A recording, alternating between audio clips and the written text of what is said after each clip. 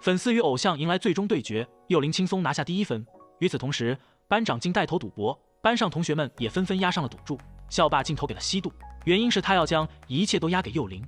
比分3比0，西渡落入下风。西渡喜欢上击剑，都是因为父亲，也是因为父亲的鼓励才坚持了下来。父亲去世后，原本的击剑神童也停滞不前。重新打起精神的西渡终于赢得了比分，但幼玲距离胜利仅差1分。西渡一直以来，哪怕备受打击奚落，也不曾放弃过梦想。西渡努力扳平了比分，就看这一局定胜负。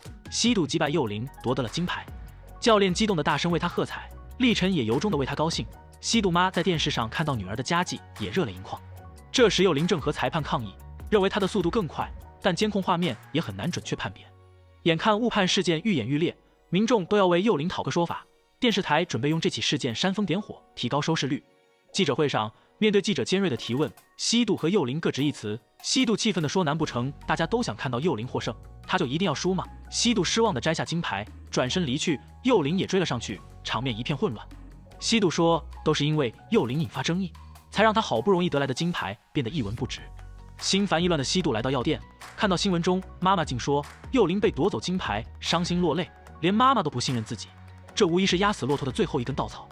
这个女孩最无助的时候，呼机还落在了药店，无奈来到电话亭拨给药店，那头接听的却是立晨。立晨赶到这里，原来他一直给西渡打电话，早在药店那拿回了西渡的呼机。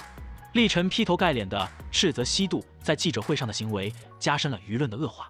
就连立晨也指责他，西渡委屈不已。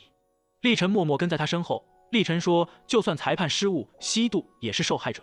西渡坚定地说，那不是误判，拿出剑递给立晨，不断的测验告诉立晨，选手不可能不知道是谁更快。立晨用西渡先前答应他的一个心愿，让西渡和他回去。立晨来到酒店找裁判，但裁判回绝所有联系，立晨只能在门口等待。终于见到了裁判，但他得知立晨是名记者，不愿接受任何采访。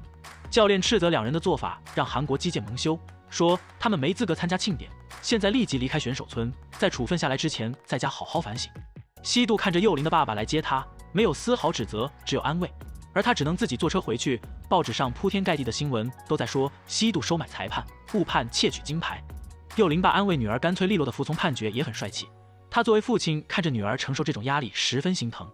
幼玲明知家境不好，还偏偏喜欢最烧钱的击剑，一意孤行的他对父母既愧疚又感恩，所以希望能为家人赢得金牌。幼玲爸说他就是最棒的，让他以后不要为了家人，而是为自己而击剑，但对幼玲而言，家人就是他的一切。西渡害怕人们的目光，躲在车厢，想到以前和爸爸路过大田站的时候，爸爸说去给他买汤面，但火车启动，爸爸都还没回来，西渡害怕的大哭起来。看到爸爸赶回来，才终于安心。又是短暂的分别，就让西渡难过不已。这么多年失去父亲的西渡该有多么难过。这个男人为了心爱的女人，屡次吃闭门羹，也丝毫不放弃。立晨赶到机场恳求裁判接受采访，裁判不理解立晨为什么要做到这个地步。立晨说不想让西渡受到人们的批判，希望他能还所有人一个事实。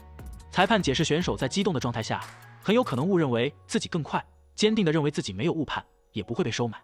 校霸找到幼玲，幼玲为了亚运会努力了很久，没想到是这样的结果。校霸不在乎误判争议，说在他心中论美貌，幼玲绝对是金牌。幼玲很感动校霸的安慰。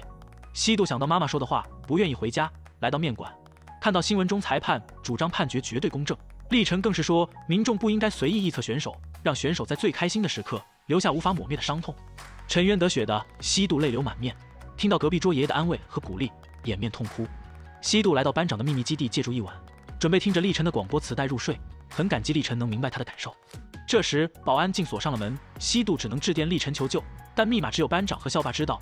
立晨找到两人前去营救西渡。立晨作为广播部的前辈，班长对他十分尊重。立晨得知校霸是乐队部的，恰好参加过这两个社团的立晨和校霸对了暗号，成功晋升前辈，踩着校霸翻过窗户。